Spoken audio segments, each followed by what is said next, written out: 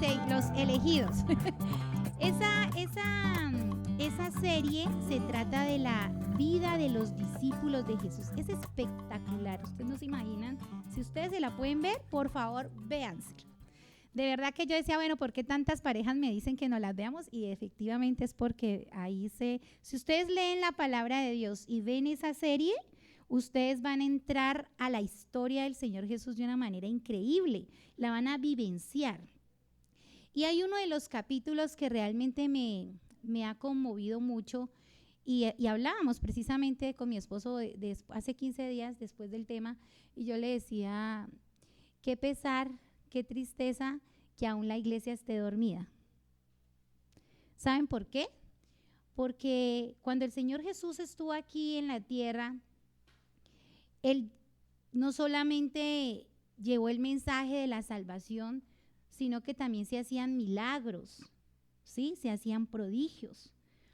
Y resulta que cuando el Señor Jesús, ahorita vamos a leer el texto, pero estoy como haciéndoles una introducción a dónde quiero llegar. Cuando el Señor Jesús llama a sus discípulos, ¿cierto? Y les dice que los va a enviar de 2 en 2 a anunciar el reino de Dios.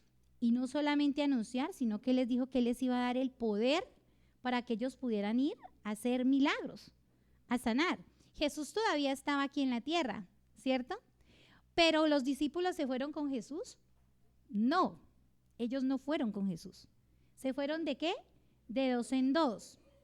¿Y qué era lo que hacían estos discípulos de 2 en 2 a donde el Señor los enviaba?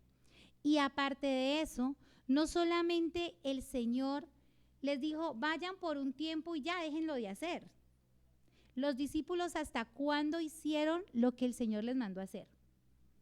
Hasta que se murieron.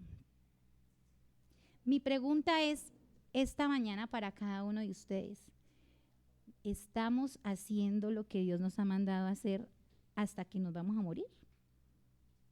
Evalúense. Yo no les voy a decir, contésteme usted, no. Ahí en su intimidad con Dios, a veces nos preocupamos mucho por nuestras situaciones, ¿verdad?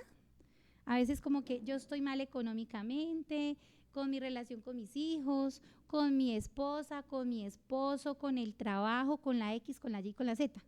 Yo, ¿cierto? Cuando nos preocupamos más a sí mismos, nos olvidamos de los demás. ¿Y saben qué es lo más tremendo?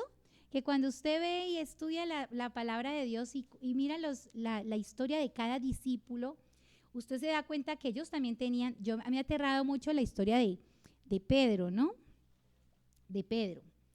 Pedro era un discípulo de Jesús y él estaba casado, ¿sí? Y resulta que en la historia que si ustedes ven la serie se van a dar cuenta que la esposa le daba muy duro a veces cuando él tenía que irse, a ir a hacer lo que Dios le había enviado.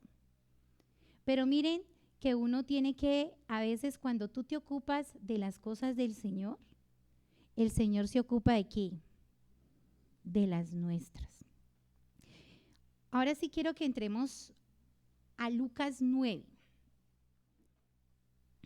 Dice, habiendo reunido a los 12, Jesús les dio poder y autoridad para expulsar a todos los demonios y para sanar enfermedades. Entonces los envió a predicar el reino de Dios y a sanar a los enfermos. No lleven nada para el camino, ni bastón, ni bolsa, ni pan, ni dinero, ni 2 mudas de ropa. Les dijo, en cualquier casa que entren, quédense allí hasta que salgan del pueblo. Si no los reciben bien, salgan de ese pueblo y sacúdanse el polvo de los pies como un testimonio contra sus habitantes. Así que partieron y fueron por todas las partes del pueblo en pueblo, predicando las buenas noticias y sanando a la gente. En Lucas 10, del 1 al 4, en la Reina Valera, dice lo siguiente. Después Jesús eligió a 72 discípulos. Miren, en el primero hablábamos de cuántos discípulos, de los 12. ¿Cuántos? 12. Y miren lo que dice acá en Lucas. Después Jesús eligió a 72 discípulos y los envió en grupos de 2 en 2 a los pueblos y lugares por donde él iba a pasar. Jesús le dijo, son muchos los que necesitan entrar en el reino de Dios, pero son muy pocos los que hay para anunciar las buenas noticias. Por eso pídanle a Dios que envíe más seguidores míos, para que compartan las buenas noticias con toda esa gente. Y ahora vayan, pero tengan cuidado, porque yo los envío como quien manda corderos a una cueva de lobos. No lleven dinero, ni mochila, ni zapatos, ni se detengan a saludar a nadie. ¿Por quién? Por el camino. Entonces, esa estaba en lenguaje actual también, ¿no? Traducción lenguaje actual. Aquí hay algo que es importante. Cuando nosotros, el Señor nos ha llamado, cuando a ti alguien te compartió del Señor Jesucristo, cierto que es una bendición que tú estés hoy aquí. ¿Ustedes saben cuántos anoche murieron por estar celebrando el que ganó Colombia? Yo cuando juega Colombia me pongo a orar más bien, porque de verdad hay muchos que se salen por la emoción del fútbol y lastimosamente no vuelven a casa. Entonces, démosle gracias a Dios porque hoy estamos aquí, ¿sí? Y gracias también a esa persona que tomó un día la decisión de hablarte a ti, de que Dios te amaba y te ha dado vida eterna y vida en abundancia. El Señor a cada uno de nosotros nos está haciendo un llamado. Hay mucho por hacer, ¿verdad? Hay zonas misioneras que están pidiendo a gritos más siervos a su mies. En el colegio donde están con Tatis, con Jessy, ¿cierto? En el Mirador, donde está en el Ortigal, en Camposano, en Recuerdo Sur, no sé también cómo sigue la obra ya, ¿verdad? Y hay muchos lugares donde en este momento se necesita llegar con el mensaje. Y para no irnos muy lejos, el vecino de tu derecha, el vecino de tu izquierda, el vecino de al frente, el vecino de atrás, necesita escuchar ese mensaje.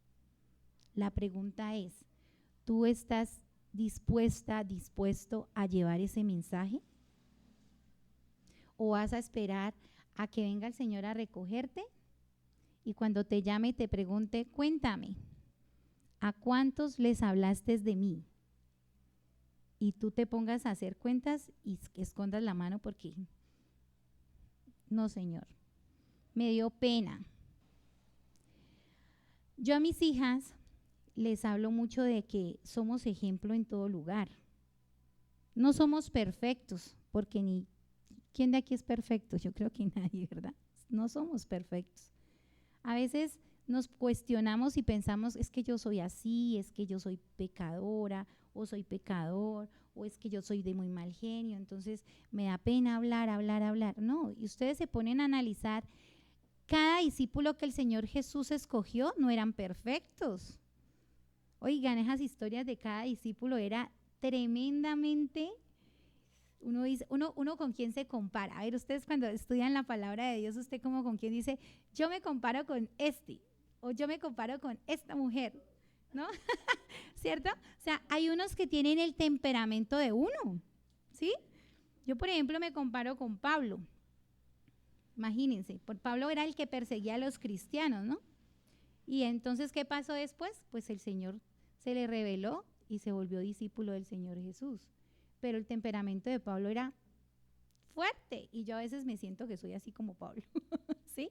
Exhortar, ¿sí? Entonces, miren, otra de las cosas que tenemos que ver con base a los discípulos del Señor Jesús, ellos en ese momento no sabían qué dones tenían. ¿Saben cuándo empezaron a descubrir sus dones? Cuando fueron a compartir del Evangelio. Iban de 2 en 2 y ellos no sabían cuál de los dos le iba a tocar orar por un enfermo y si se iba a sanar, ¿no? ¿Cuánto nos ha pasado eso? Que alguien le dice a usted, por favor, a mí por lo menos me llama mucho, ¿no? Entonces, Angelita, ¿será que pues a las 11 de la noche, no mami? Una vez, mamá, acompáñeme porque me tocaba ir a la Capitana. Entonces, hay personas que de pronto sienten miedo porque alguien se murió y quieren que el espíritu de la persona está allí en la casa rondando X, Y, Z, entonces lo llaman a uno y uno tiene que acudir a ese llamado. Yo había podido decir, no, ven, oremos por el teléfono y ya. No, yo tenía que ir porque era algo que Dios te ha puesto en tu corazón y tú tienes que ir. Fuimos con mi mami, aprovechamos, incluso hasta les compartimos ahí porque ellos, aunque una de ellas había conocido hace mucho tiempo del Señor, pero ella se apartó del Señor. Y ese momento fue bueno porque pudimos hablarles nuevamente de que se vuelvan a reencontrar con el Señor, de que es hora de reconciliarse con el Señor. Entonces, ¿cuántos de ustedes están dispuestos a eso? A que los llamen, no se sabe a qué horas, y que usted esté dispuesta a levantarse a ir a orar por esa persona. ¿Cuántas personas en tu familia están enfermas y tú te has dicho, me voy a poner la camiseta de ir a orar por la persona, de ir con un aceite? No es que el aceite sea el milagroso, no, pero la palabra de Dios nos dice que unjamos con aceite y oremos por los enfermos. Yo lo hago. Cuando no tengo aceite, pues no pongo aceite, pero si tengo aceite, yo unjo a mis hijas con aceite. En estos días, Ariana Lucía estaba, yo llegué aquí a la iglesia de la reunión de parejas y ella, mamá, estaba pálida. Y entonces le dije yo, mami, ¿qué sentí? Que tenía ganas de vomitar. Mi otra hija me había estado llamando y yo, como a veces pongo el teléfono en silencio, pues no había visto que ella me estaba que Ariana Lucía se sentía mal. Pero bueno, Diosito me permitió ya llegar a la casa y la miré y le dije, dime, mami, ¿qué te pasa? Me dijo, mami, tengo muchas ganas de vomitar. Entonces, inmediatamente yo vi que estaba oprimida. Y yo le dije, ¿qué vistes? ¿Qué hiciste? ¿No? Porque ustedes saben que los niños son curiosos, ven cosas que no deben ver. Y pues Arianita es una de las que uno les dice, no vea, y ella más ve. ¿Sí? Entonces, yo le dije, vamos a orar porque estás oprimida. Inmediatamente oré por ella y a los 5 minutos ya estaba bien. Tú descubres los dones que tienes cuando actúas. Si tú no accionas, pues no vas a saber qué dones tienes. Y por ende, pues no vas a saber cómo Dios te va a usar. Yo no fue que el Señor me dijera de la noche a la mañana, tú tienes don de sanidad, ve. No, fue porque a uno le nace, es cierto, como que está enferma, yo voy a orar por el enfermo. Está oprimido, yo voy a orar por el oprimido. Normalmente cuando los niños se oprimen, ¿a dónde los llevan? ¿A dónde? ¿Dónde? El yerbatero, la yerbatera. Mi mamá nos llevaba al yerbatero. ¿Sí? Y saben, en el barrio muchas personas que saben que uno conoce de Dios, a mí me llevan muchos niños oprimidos. Y yo le doy la gloria a Dios porque yo, sin ponerme a decir, vea, es que yo no, sino que mis primas han visto que los niños de ellas se oprimen, oro por ellos, se sanan y entonces han ido, ¿cómo se dice? Cuando el Señor le dice, no le diga a nadie, y todo el mundo ya sabe, ¿no? Ya conoce. Entonces, miren, es importante que en tu zona sepan qué dones tú tienes. Y esos dones que Dios te ha dado no es para que te haga rico, ¿no? No es para que páguenme para yo orar. No, es para servir a los demás. Entonces, cuando tú sabes el don que tienes y estás dispuesto a accionar como discípulo del Señor, pues el Señor, ¿qué va a hacer? Te va a respaldar. Aunque hay veces que aunque oremos porque se sanen, pues lastimosamente se mueren. Porque también me ha pasado. A veces hemos orado por enfermos y al otro día ya el Señor lo recogió. Pero es que no es la voluntad de uno, ¿cierto? Es la voluntad de ¿quién? Del Señor. Y la voluntad de Dios es buena, es agradable y es perfecta. Entonces, Dios en todo tiene un propósito. Aquí en este versículo que les acabé de leer, último, quiero que hagamos un poquito de estudio sobre de Lucas 10.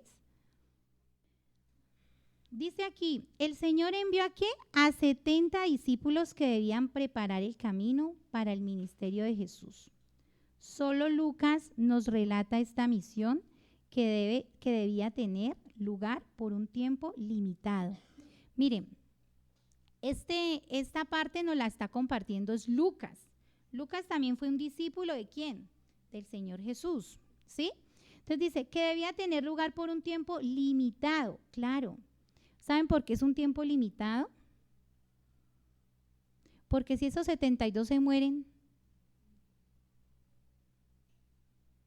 Por esa razón, empezaron con ¿cuántos? ¿Dios con cuántos empezó? Con 12 y luego con 72. Hoy en día, ¿cuántos misioneros hay?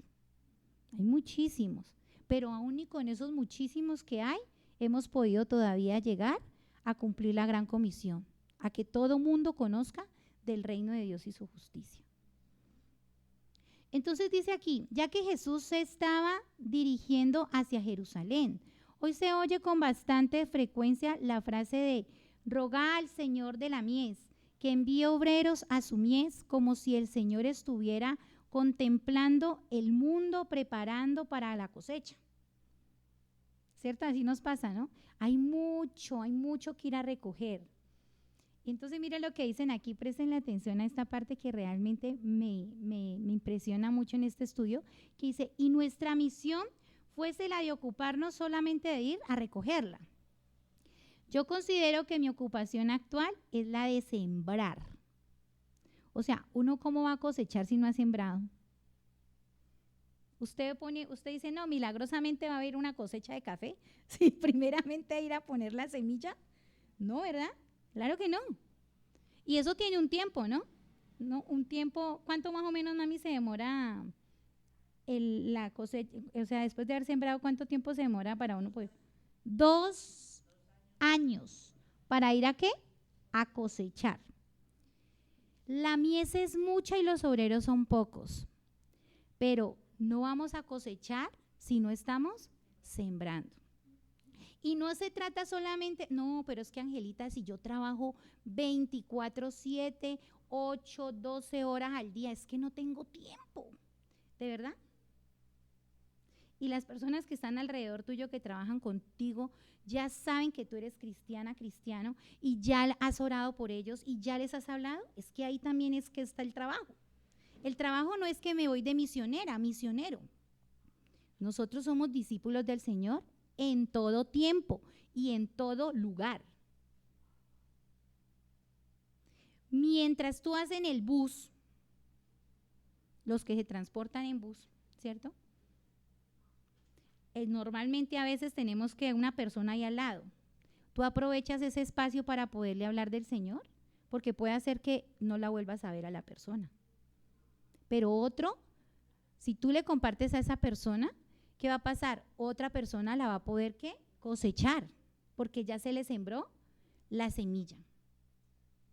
Yo recuerdo que cuando mi hermana Paula nos compartió a nosotros del Evangelio, de la salvación, no inmediatamente nosotros, uy, sí, ya no vamos para la iglesia y todo bien. No, eso fue un proceso. Para que mi mamita y mi papito vinieran a la iglesia con mi hermana, oramos y ayunamos 10 años. ¿Cuántos?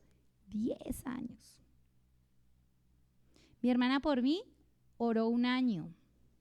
O sea, mire que cada uno tiene un proceso. Mi hermanito Cristian fue el que más se demoró. Casi 15 años orando por mi hermanito Cristian. Fue el último que tomó la decisión de entrar al reino del Señor. ¿Sí me hago entender? Y todo lleva un proceso.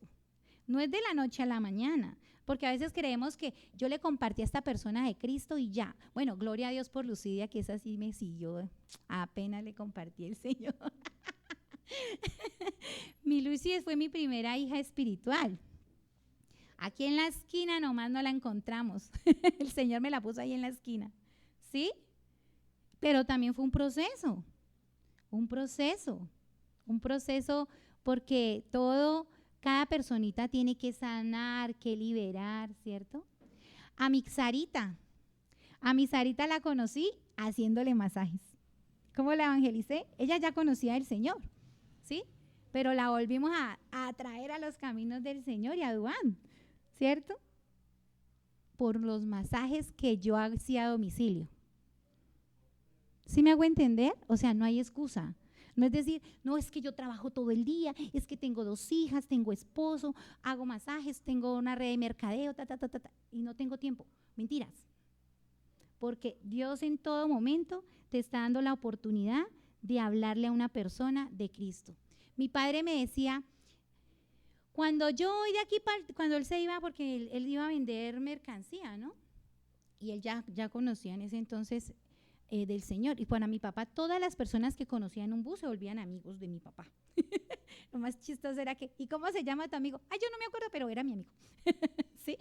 Pero mi papá, en sus conversaciones, siempre en el bus donde se transportaba, él les hablaba a las personas del Señor.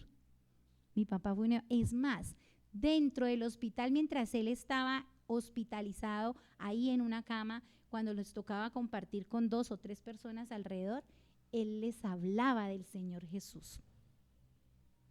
Él podía haber dicho, estoy enfermo, me duele el cuerpo, no puedo hablar, es que si hablo me duele todo. Lo había podido hacer, ¿cierto? Y quedarse callado. No lo hizo. Entonces, un discípulo no importa la situación que esté pasando. Puedes estar enfermo, puedes tener problemas económicos, lo que sea. Pero tu boca, el que pone la palabra en tu boca es el Señor. Miren, los discípulos se fueron, ¿sí? Y ellos se fueron sin el Señor Jesucristo. El Señor Jesucristo no estaba con ellos. Pero ellos le creyeron en lo que el Señor Jesucristo les dijo. ¿Y qué pasaba? Cuando ellos empezaban a orar, el Señor empezaba a actuar. Entonces dice aquí, si has visto alguna vez trabajar a un labrador, sabes que hay una gran diferencia entre sembrar la semilla y recoger la cosecha. Una vez que haya madurado la semilla, alguien podría decir, sí, pero el Señor dijo que la mies es mucha y los obreros pocos. Tenemos que recordar dónde estaba Jesús cuando pronunció esa declaración. En aquel momento se encontraba de este lado de la cruz y una época estaba llegando a su fin. Al final de cada época hay un judío que incluye una cosecha y la época misma, en el tiempo apropiado para la siembra de la semilla. Yo creo que en la actualidad estamos sembrando la semilla y que al final de esta época tendrá lugar una cosecha. En la parábola del trigo y la cizaña, en Mateo 13:30, el Señor dijo, es mejor dejarlos crecer juntos hasta la siega. Entonces mandaré a los segadores a recoger primero la mala hierba y atarla en manojos para quemarla y que luego guarden el trigo en mi granero. Mi responsabilidad y ocupación es sembrar ¿qué? La semilla. Nosotros tenemos que sembrar ¿qué? La semilla. Dice acá, entonces mandaré a los segadores a recoger primero la mala hierba y atarla en manojos para quemarla y que luego guarden el trigo en mi granero. Mi responsabilidad y ocupación es sembrar la semilla, que es la palabra de Dios, y esta es también la tarea de cada ¿qué? Cristiano. ¿De cada qué? Cristiano, no del pastor, no de la líder, no de los de alabanza solamente, no. ¿Es ¿Usted es cristiano? ¿Sí o no?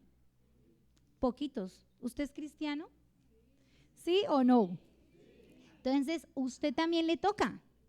Usted está joven y bella, sí, pero también le toca. ¿Sí? Entonces, a todos, desde el más pequeñito hasta el más adulto mayor. O sea, nos toca a todos cumplir esa tarea de ir y sembrar la semilla. En el versículo que continúa ahí de Lucas 10, del 9, dice, id, yo os envío como corderos en medio de lobos.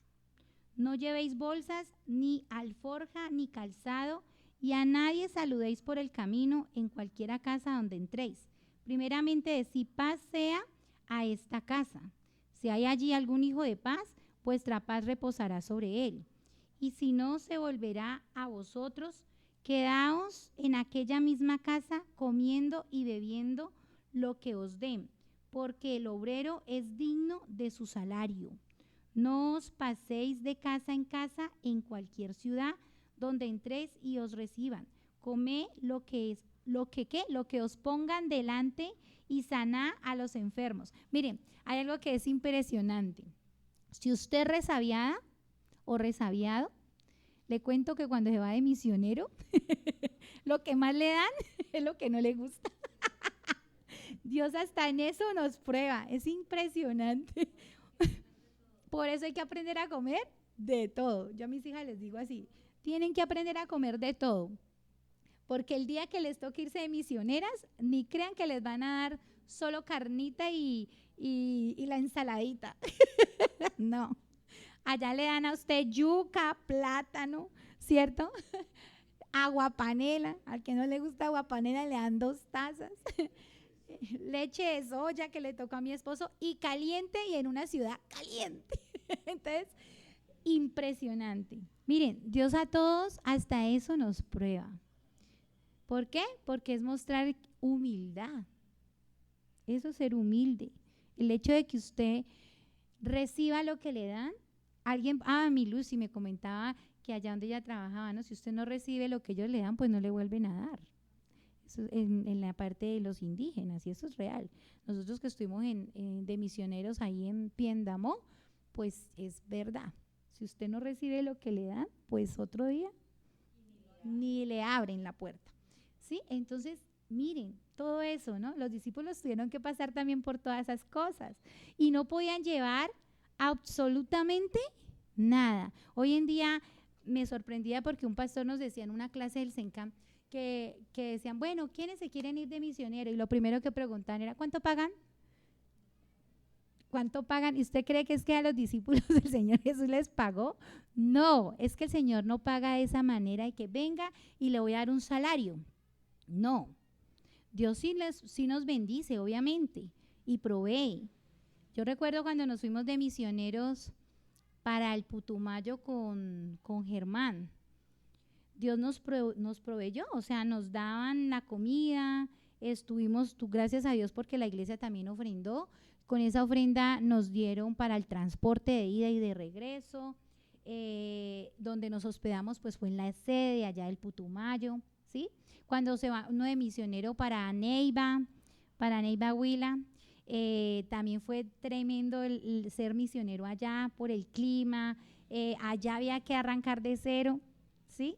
De ir y compartir casa por casa y a veces es más, hasta la gente calumniaba porque pensando que habíamos varias mujeres en una casa, había unas señoras que decían que si era que nosotras éramos lesbianas. Entonces, Dios mío, imagínense para uno poderle compartir a la gente, fue durísimo. Y hubieron muchas personas que nos decían, ustedes han durado en este barrio, porque aquí con esta casa cuando han venido gente de otras religiones, van y les tiran piedra y la sacan. Para la gloria de Dios, pues a nosotros no nos tocó eso, ¿no? Pero no fue fácil. O sea, ir de misionero no es fácil. Pero ¿saben qué es lo bonito? Que Dios siempre va contigo y te respalda, ¿sí? Entonces, eso es lo más hermoso de uno saber, que siempre la presencia de Dios, pues está con uno y va con nosotros.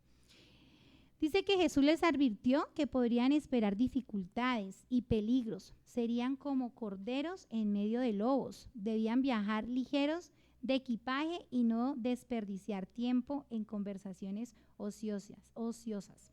Tenían que ser hombres impulsados por un motivo supremo, separar los corazones de las personas para cuando Cristo llegase personalmente.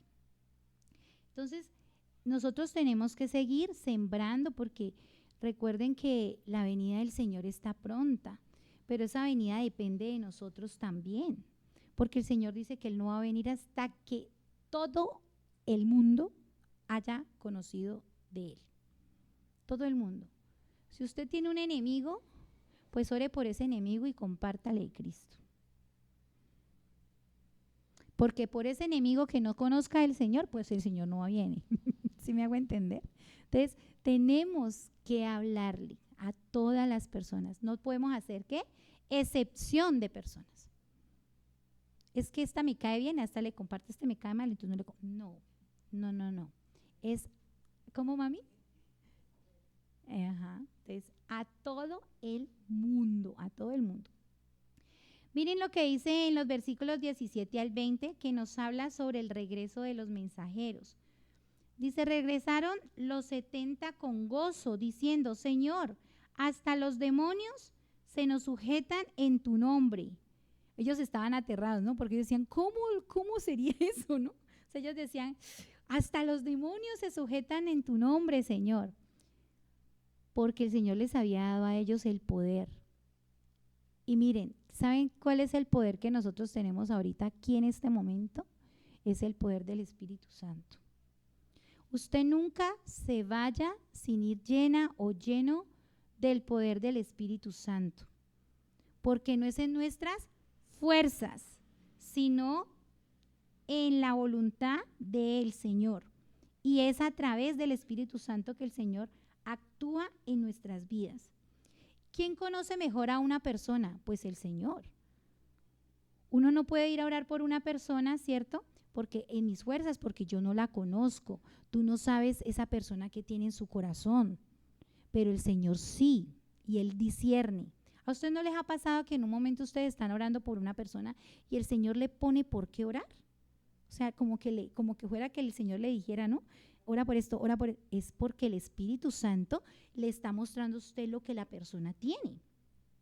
Es más, cuando a veces hay personas que tienen el don de sanidad y oramos por las personas que están enfermas, a nosotros a veces nosotros sentimos el dolor donde la persona lo siente. Es una cosa, no sé, ¿no? Como extraordinaria que pasa ahí, pero no es uno, es el Señor que le revela y que le muestra a usted para que el Señor sea glorificado, no usted. Ojo con eso y tengamos mucho cuidado, no es que yo, ¿no? No, no es para exaltarse a la persona y no es para glorificarse la persona, no es para que yo me alabe, no me debo alabar. Y ninguno de nosotros nos debemos alabar por lo que Dios hace en nosotros, ya sea por el talento de cantar, ya sea por el talento de interceder, ya sea porque Dios nos ha dado, bueno, don de intercesión, ¿cierto? Por los ministerios que Dios nos ha colocado. No, la gloria y la honra siempre serán para el Señor. Siempre es para el Señor. Entonces, dice aquí, con el objeto de completar la historia de la misión de los 70 discípulos, Lucas nos describió su regreso. Vinieron emocionados y entusiasmados. Sintieron la misma experiencia que nosotros vivimos cuando proclamamos la palabra de Dios y algunos vienen a Cristo. ¿Usted se siente gozoso cuando usted le comparte a una persona de Cristo y esa persona le dice, sí acepto? ¿Y sabe cuándo se siente más gozoso? Cuando usted viene a su congregación y los ve allí. ¿Sí? ¿Cierto que es tan hermoso poder ver a su familia que vienen, a sus hijos, a un amigo, a una amiga, que usted las vea en las cosas del Señor? Eso da gozo, pero también da tristeza cuando usted le ha hablado a esa persona y esa persona se sale del camino y se vuelven rebeldes, ¿no? Eso también duele. Pero ¿saben qué es lo bonito? Que el Señor también le permite a usted que ore otra vez por esa persona para que esa persona regrese a los caminos del Señor. ¿Estoy todavía con tiempo o no? Sí, bueno. Dice aquí,